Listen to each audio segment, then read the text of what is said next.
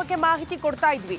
ಒಂದ್ ಕಡೆ railway station ನವೀಕರಣ ಆಗಿರೋದು, ಈಗ ಅಂತಾರಾಷ್ಟ್ರೀಯ ಏರ್ಪೋರ್ಟ್ ಕೂಡ ಸಿದ್ಧವಾಗಿದೆ. ಇವತ್ತು ಸ್ವತಃ ಪ್ರಧಾನಿ ನರೇಂದ್ರ ಮೋದಿ ಅವರೇ ಬಂದು ಅದನ್ನ ಉದ್ಘಾಟನೆ ಮಾಡಲಿಕ್ಕಿದ್ದಾರೆ.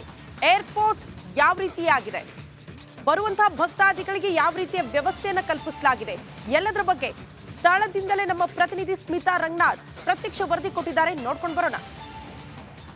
ಸರಿಸುಮಾರು 10,000 ಸ್ಕ್ವೇರ್ ಮೀಟರ್ನಷ್ಟು ವಿಸ್ತಾರವಾಗಿದೆ ಈ ಒಂದು ಅತ್ಯಾಧುನಿಕ ರೈಲ್ವೆ ನಿಲ್ದಾಣ. 2018ರ ನವೆಂಬರ್ನಲ್ಲಿ ಪುನರ್ ನಿರ್ಮಾಣ ಕಾರ್ಯ ಪ್ರಾರಂಭವಾಯಿತು. ಆಗಿನ ಬಜೆಟ್ 240 ಕೋಟಿ. ಹಾಗೆ ಇದರ ಎರಡನೇ ಹಂತದ ಅಭಿವೃದ್ಧಿ ಕಾರ್ಯಕ್ಕೋಸ್ಕರ ಈಗ ಆಲ್ರೆಡಿ 480 ಕೋಟಿಯ ಬಜೆಟ್ ಎಸ್ಟಿಮೇಷನ್ ಅನ್ನು ಮಾಡಿಕೊಳ್ಳಲಾಗಿದೆ. ಯಾಕಿಷ್ಟು ವೆಚ್ಚ ಅನ್ನೋದಕ್ಕೆ ಸ್ಪಷ್ಟ ಉತ್ತರ ವರ್ಲ್ಡ್ ಕ್ಲಾಸ್ ಫೆಸಿಲಿಟಿ. ಪ್ರಯಾಣಿಕರ ಅನುಕೂಲಕ್ಕೋಸ್ಕರ ವರ್ಲ್ಡ್ ಕ್ಲಾಸ್ ಫೆಸಿಲಿಟಿಯನ್ನು ಈ ರೈಲ್ವೆ ನಿಲ್ದಾಣದಲ್ಲಿ ನೀಡಲಾಗ್ತಾ ಇದೆ.